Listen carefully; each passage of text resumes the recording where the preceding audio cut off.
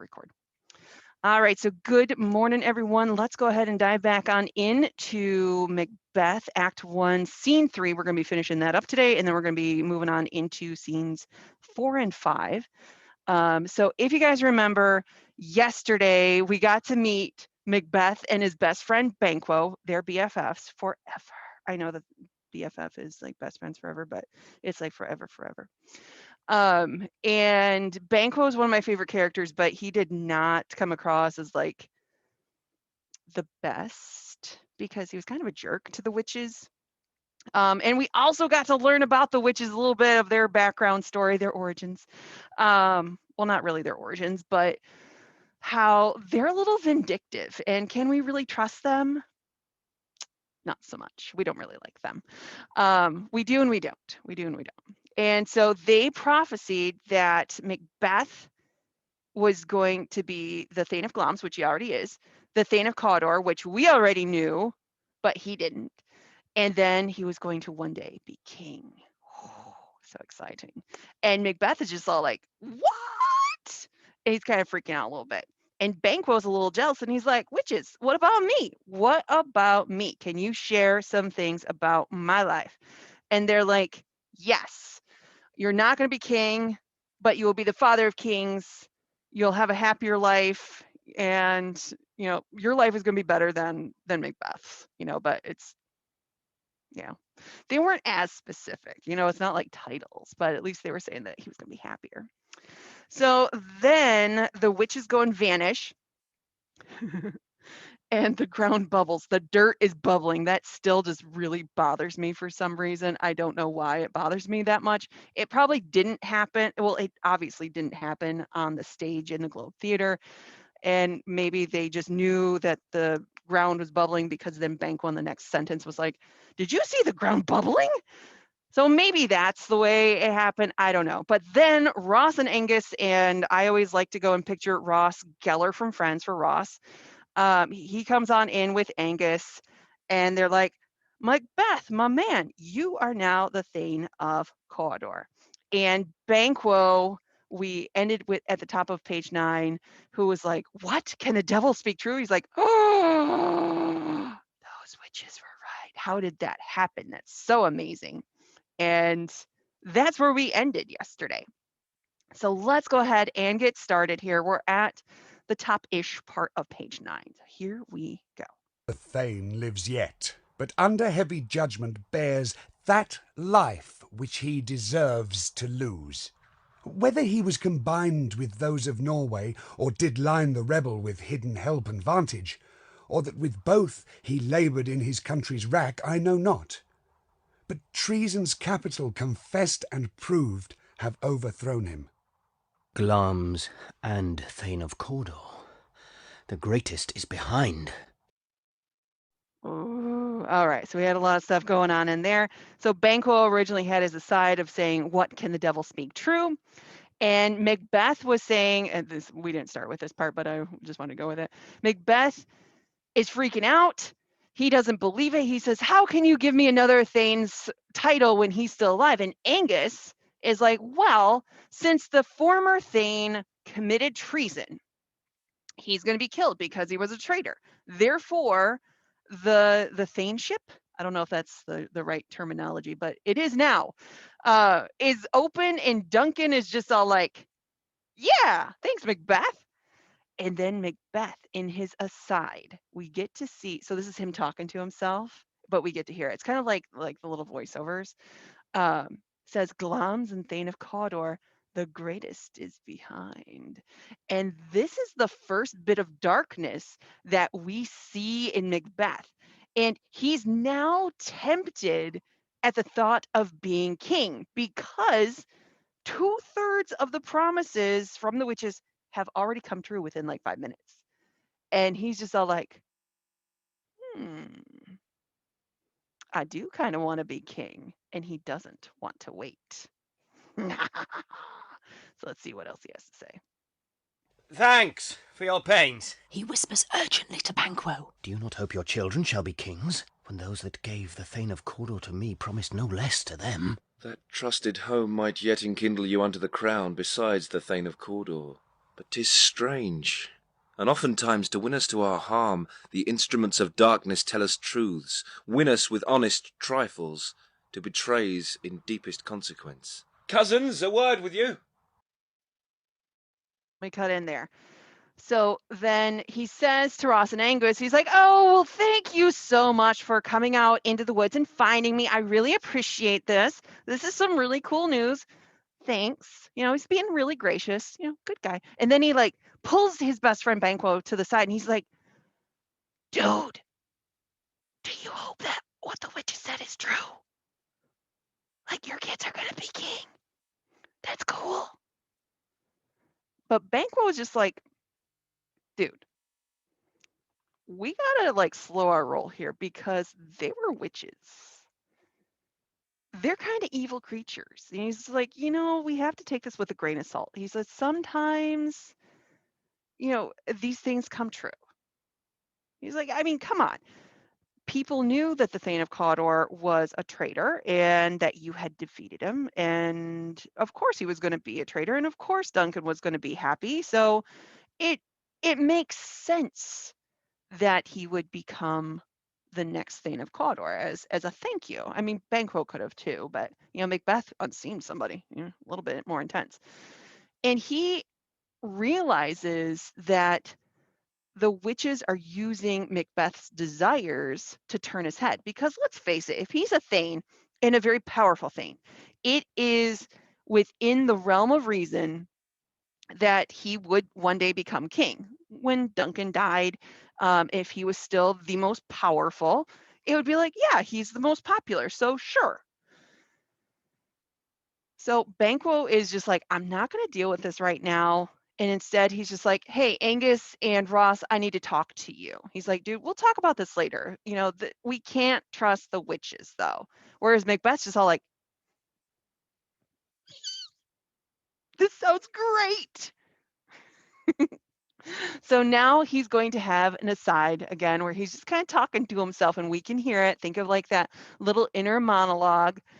And let's see what he has in mind. Two truths are told as happy prologues to the swelling act of the imperial theme. I thank you, gentlemen. This supernatural soliciting cannot be ill, cannot be good. If ill, why hath it given me earnest of success commencing in a truth? I am Thane of Cawdor. If good, why do I yield to that suggestion whose horrid image doth unfix my hair, and make my seated heart knock at my ribs against the use of nature? Present fears are less than horrible imaginings. My thought, whose murder yet is but fantastical, shakes so my single state of man that function is smothered in surmise, and nothing is but what is not. Look how our partner's rapt. If chance will have me king, why chance may crown me without my stir. So he's talking to himself and he's just like, whew, just the thought of becoming king. He's like, this is like making my hair curl. I don't know why that's a description, but apparently it is. It is a weird description. The slightly less strange one is he's like, and my heart's just racing. So he's just all like, oh. I don't know. Maybe there's like his brain's like going so much that, like with the humidity, it makes your hair like get kind of frizzy and curly or something. I don't know. Maybe that's it. So yes, it makes his hair curl and his heart race. It's so cute. And he's like, well, the witches surely must not be bad because since some of what they said came true, so why can't the rest of it come true? Just because the witches are bad doesn't mean that what they say is bad, you know? And he's like, wow, it is like super scary to think about that. Like, because when he imagines it, he doesn't see himself succeeding Duncan in a few years after he's died. Instead, his mind immediately goes to killing Duncan in order to get the throne. Right, which is not a good thing. That is definitely treason. And I mean, also, he's looking at it from a selfish perspective, not a selfless perspective. Like, it's not like Duncan is a bad king like Claudius was within Hamlet, and Hamlet was justified in killing Claudius. No. If he goes and kills Duncan, it is simply because he wants to be king. He's like Scar from The Lion King, where he's just all like, I don't care and I want to be king. Therefore, because I'd look good in a crown, I'm going to do it. And Banquo, remember, this is like Macbeth's inner monologue there. And Banquo's looking at he and Ross and Angus are just all like, oh, look at Macbeth. He's just all like all up in his feelings and just all like he's just thinking about being Thane of Cawdor right now and is just so overwhelmed and excited, not realizing the reality of that his best friend is like thinking about how to kill the king. Awkward. And then Macbeth, again as an aside, so in his head, little voiceover here says, "If chance will have me king, why chance may crown me without my stir." Then his conscience comes out, and he's just like, "Man, I don't want to have to kill Duncan. Like, he's a good guy. You know, I just killed all these other people because I was fighting for my king because I believe in my king." But he's like, "Well, but if chance wants me to be king, fate wants me to be king, maybe he can do nothing without killing Duncan and still get the crown." He's like, "Well, you know what? I just need to slow my roll. I just need to wait.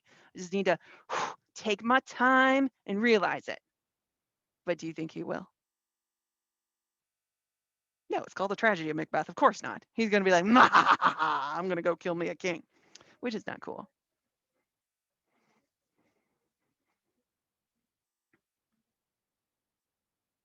He is easy to manipulate, but also, do you think that this, I mean, did this really comes into play with the fate versus free will? Is it fate that he will become king? Okay, maybe.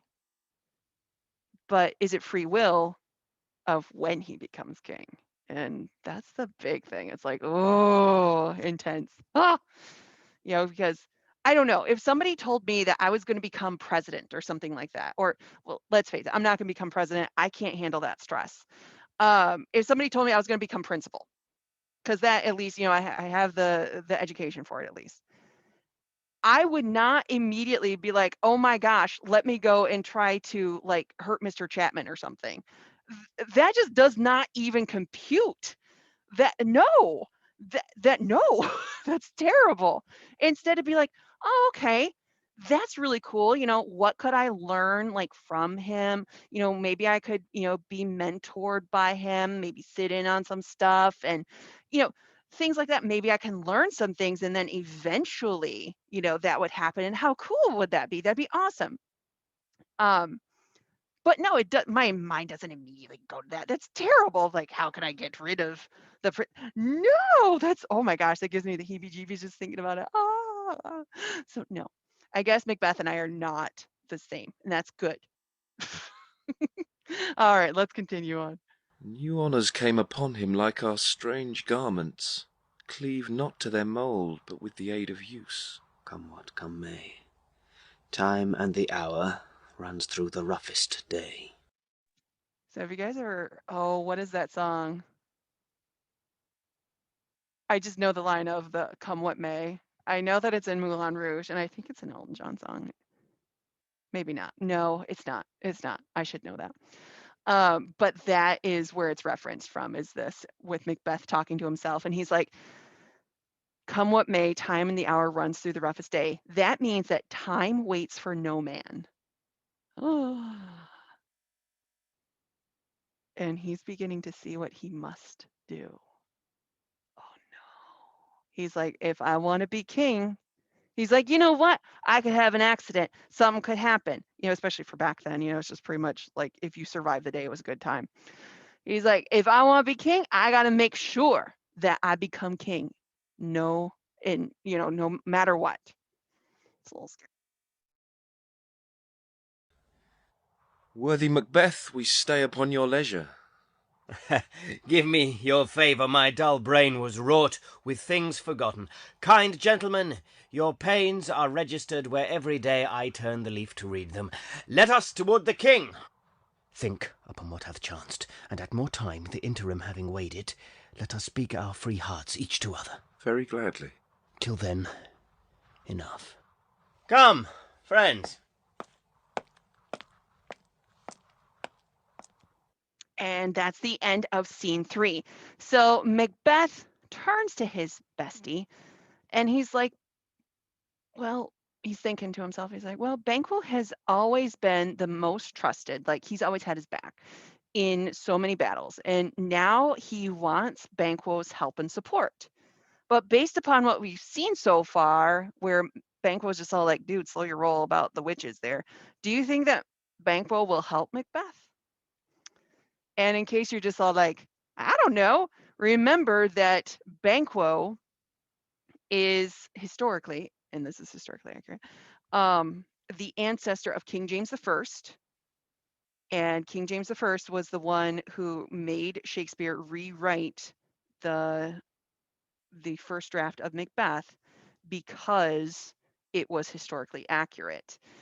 And he's just all like, no, I need you to make my ancestor look good because then it makes me look good. So if you're just like, I don't know if Macbeth will get help from Banquo, there's your little hint. No. He's going to be the hero of our story here. All right, and so that ends scene 3.